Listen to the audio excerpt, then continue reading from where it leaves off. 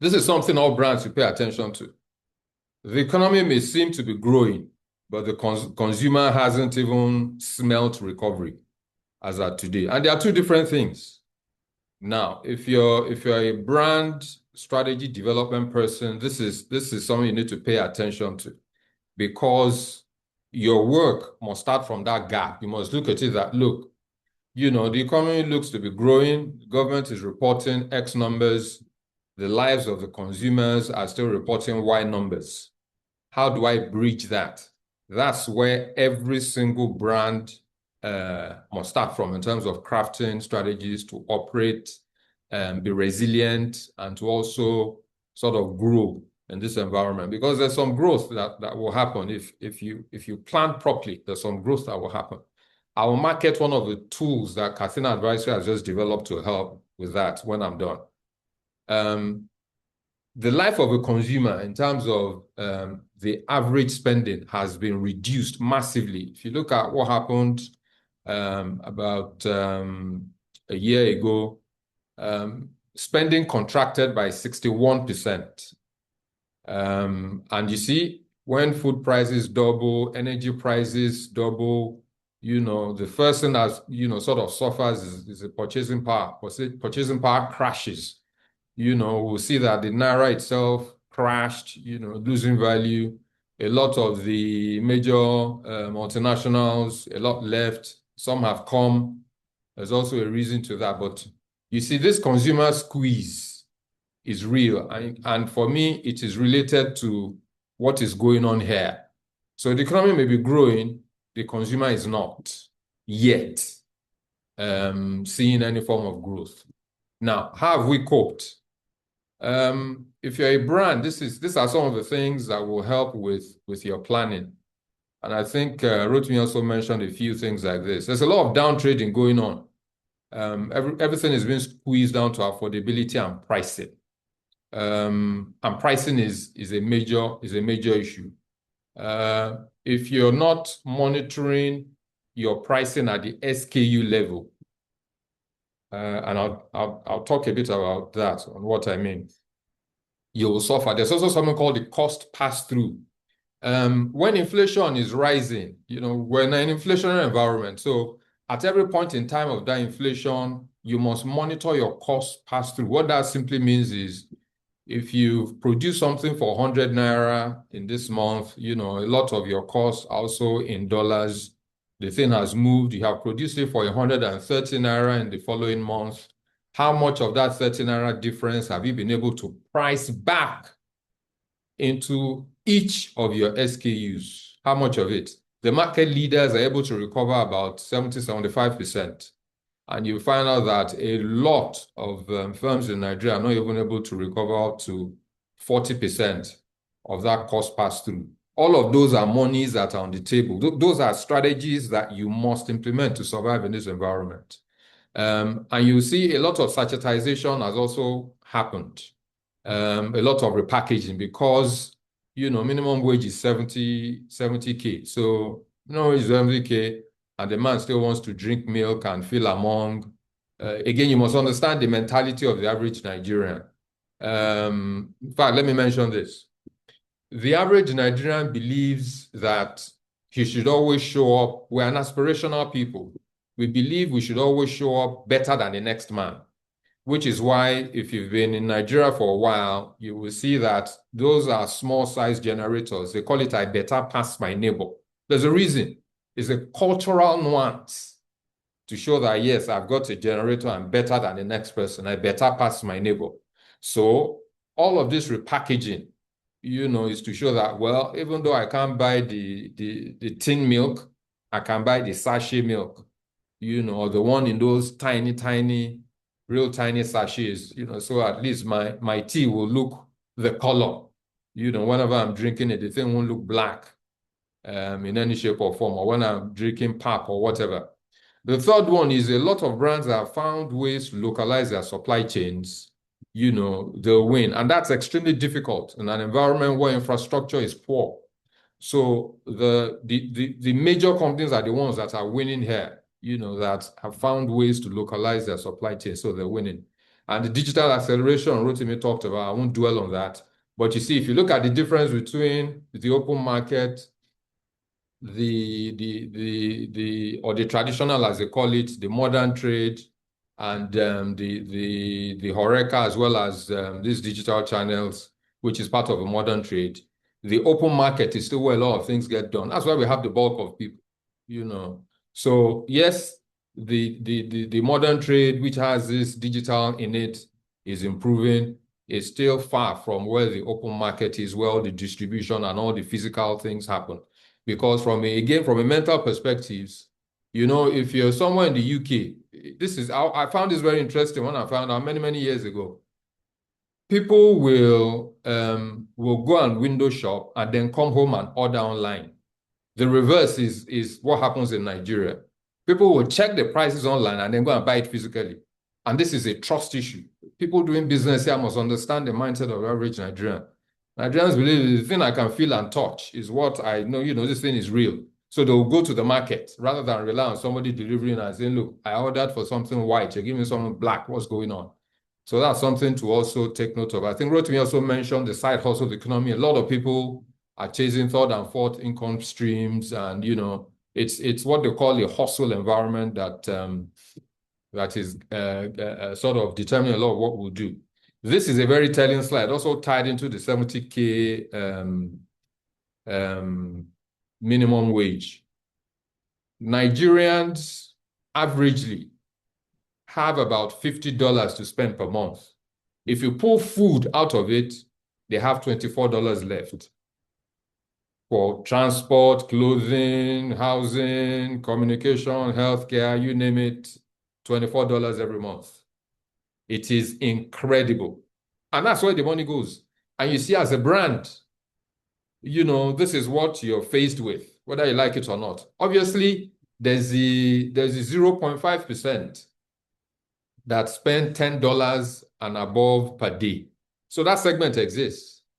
Well, it's a small segment. I always tell people 0.5% of 220 million Nigerians is still a number. So you still see people chasing premiumization. But how many people are going to chase premiumization when the bulk of the economy, 90+%, sits around what you need to sachetize? So it's easy for you to plan and be well grounded in chasing people who will invest, say, you know, 100 naira per day into whatever it is you're doing. That number is huge. You're looking at some huge 180, 190 million people, you know, who can spend that. You be a rich man if you're able to crack it. And you see, I'm saying here, this is why the sachet economy exists, you know, and brand loyalty is a luxury. I think Rotimi also mentioned this. And every single naira counts. This dials back to the pricing conversation. Now, corporate fallout, I've talked about this earlier. So there's been major exits. 12 multinationals have left. FDI, you know, you need to be wary of that. They're short-term monies, even though they come in, reap a lot of benefits, and they're out again. So we have to be very wary of that. These are FDIs. No, so FDIs are better. FPIs is what I'm referring to. They come in and then they're out. So the FDIs, even though they've come in, they've been very small. So if you're looking at, let me give you real numbers. If you're looking at the FPI coming in of close to about 50 billion, within that 50 billion, the FDI within that amount is not even up to 1.5 billion USD. It's extremely poor. So the bulk of the money is coming into the country are portfolio investments, which will come, reap whatever it can and leave. The direct investments, which are meant to stay here in the longer term, they're still few and far between. So people like Coke investing here, we're very happy. Tolaram, Huaxin Cement, Boa, you know, a few other local, you know, they're looking to say, look, how can we close that gap? But you must mind your pricing. You must mind your cost pass-through. You must be very wary about your channel architecture as well as your distribution. Those four things are where a lot of FMCGs, manufacturers, retailers, where they lose a lot of margins. What are the green shoots? Inflation has been on a free fall. Like I said, that may halt with the war going on in Iran. The first rate cut, you know, has happened. I think we're about 26.5% now. But, you know, only the big boys will also be able to access loans at that. Every normal non-Nigerian like myself, we won't get loans anywhere close to that amount. They will still be higher. Naira has somewhat stabilized, even though, you will see that the black market is still there, being very persistent. That tells you something. The good news is we've been removed from the FATF gray list. That's the list that shows that there are too many frauds going on in Nigeria. So if you're no longer on that list, it sort of shows that Nigeria is an attractive destination to invest. The monies we haven't quite seen. The FDI rebound I mentioned, you look at FDI in Q3, just $720 million. The whole year is still very, very small, 2 billion, very, very small compared to the FPIs coming in. The outlook, what are the tailwinds? Some of this, again, the war going on may halt it. That inflation particularly, I don't think there'll be further rate cuts with what's going on globally, because there'll be quite a bit of pressure on the dollar, and that always has a way in which it affects us, and pressure on oil.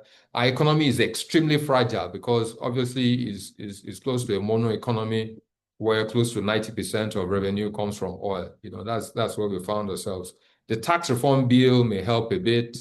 The GDP growth rate is still not being felt. Per capita income itself at 0.3%, extremely poor for the average Nigerian. So, whatever is going on now, if it was sustained, it would take another 9 to 18 months for the average Nigerian to feel it. So brands that are here, start planning for that Nigerian in the next 9 to 18 months. Start tightening everything you need to tighten that I've mentioned earlier. Like I said, the per capita income, these are the headwinds, 0.3%. For core inflation, it's still at 18%. Lending rates, that's what it is. A lot of us normal Nigerians will get it at 26.5%. The big boys will get it at that rate. Security challenges, I think Rotimi mentioned this as well. There's a lot of stuff going on. Global trade tension. Let me add global war tensions also going on. Pre-elections, so that's a double whammy. If all this war tension, all these tariff issues, and then elections, which they're thinking of bringing back to January 2027, when it kicks off, again, there'll be a lot of things hitting the Nigerian left and right, which is why brands must prepare for it now. Prepare now. The watch list, the Iran war, top 6 list, I didn't put it here, but the next MPC rate decision, let's see what it is. It's currently at 26.5. Q4 2025 GDP, we're waiting for it.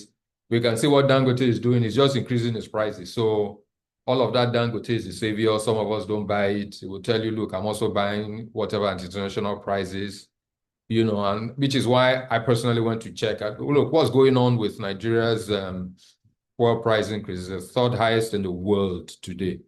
The agricultural harvest cycle output, so waiting, let's see what happens with that. FPI flows, like I've said, that's all Nigeria is saying now. They say a beggar has no choice, so we'll take what we can see, at least to keep the economy going round, as it were.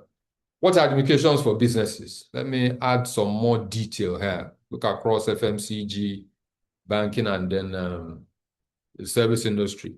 Value-led innovation, I think Rotimi also mentioned this.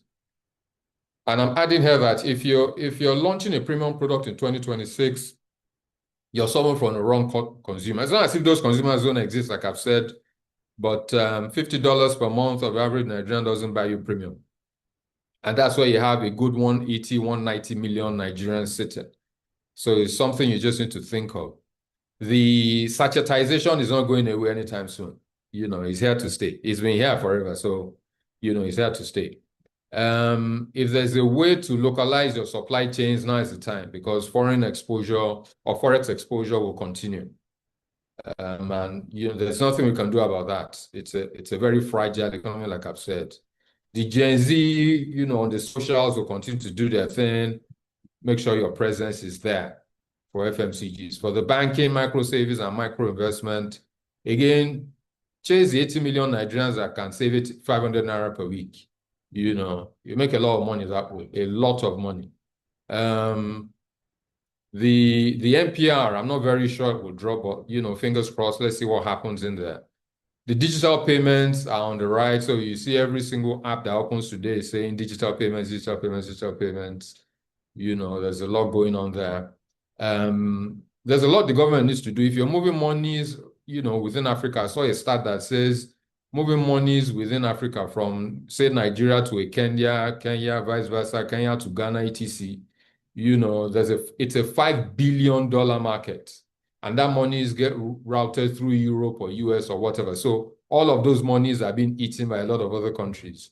So the payment platforms still have a lot of work to do. And all of this is down to infrastructure, like I said before. So infrastructure is is a massive challenge here. If you have time, if you go onto carthenaadvisory.com on our website, check the insights. There are some strong infrastructure conversations that will sort of put there as articles. Energy costs is the albatross sitting on the neck of every single Nigerian business. It's the number one challenge that, Nigeria has sort of refused to address. Healthcare and education, they're growing. Nigerians will continue to spend on this because, again, you must be alive. You must find a way to go to school, even though, again, millions are missing out on those two things. The B2B, which is where some of us sit, what Nigeria needs today, and what we can provide is massive. There's a lot you can do with AI, but how many people can afford it? There's a lot that needs to be done, in Nigeria as a country. But where we are and where those things are still leaves a gap. So the service industry, there's so much to do if you're in the service industry.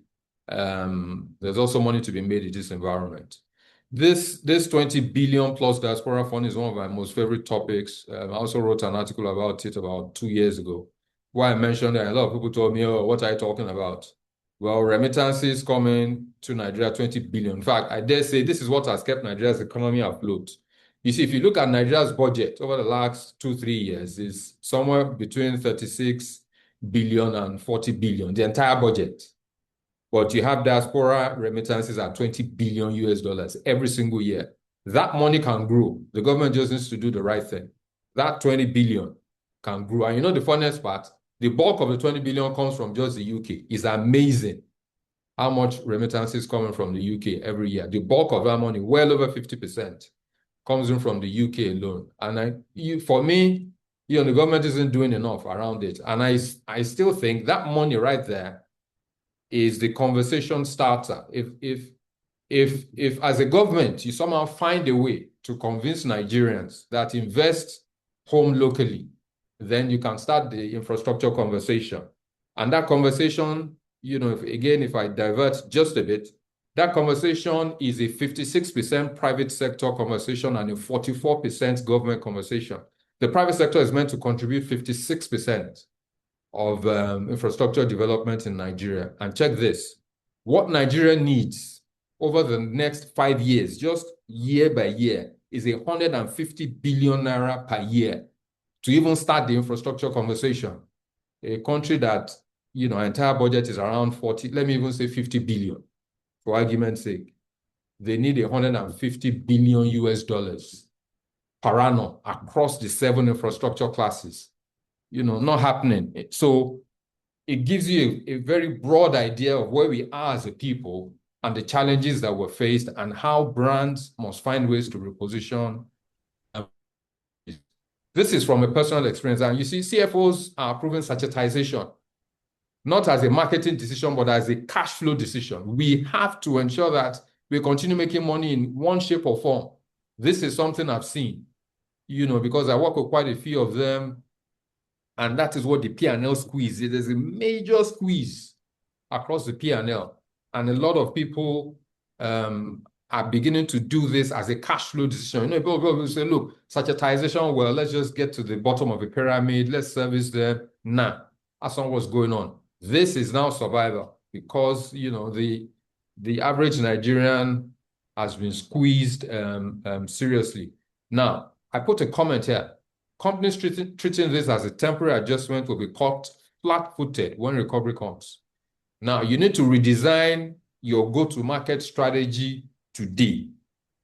your pricing, monitoring your pricing, monitoring your cost pass-through, monitoring your channels, monitoring your distribution. You must do it today so that when wallet starts to open, in 9 to 18 months, you're well positioned. Now, what are the key takeaways? I think this is my last slide. The macro is improving, but the consumer hasn't felt it yet. You must understand that. There's a 6 to 12-month lag. I'm even extending it now because of the war to 9 to 18 months.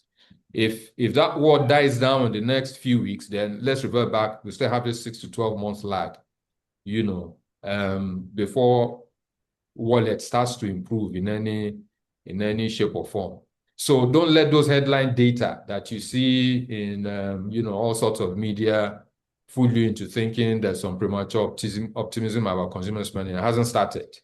The Nigerian consumer is very resilient, but they haven't recovered yet. We Nigerians haven't recovered yet. Down trading, satirization, side hustles, they're the survival choices. They're not lifestyle choices. Not something we want to do, but they are, those are the survival strategies that Nigerians happen to be grappling with today. 2026, we say, sort of transition year. So this is a year that brands need to reposition themselves. There's some green shoots, but you must, like I've said, you must be wary along a number of things. Pricing, like I've said, cost pass-through, because there's inflation. So, coupled with your inputs in dollars and all of that, your channel, and then your distribution, those 4 things are extremely critical. There are more, but those 4 things are extremely critical. Localization will always win. So if you find a way to localize, your supply chains, etc., you will always win. And then the gap between the macro growth and micro reality is the defining feature of Nigeria's economy. The GDP of 4% means nothing, when 53% is spent on food, and then you have just $24 left to spend on everything else. You have an average of $50 per month. $26 is gone on food. You have $24 left to cater for everything else around your life. That song comes to mind. It's a hard knock life, clearly, and that's something brands must pay attention to.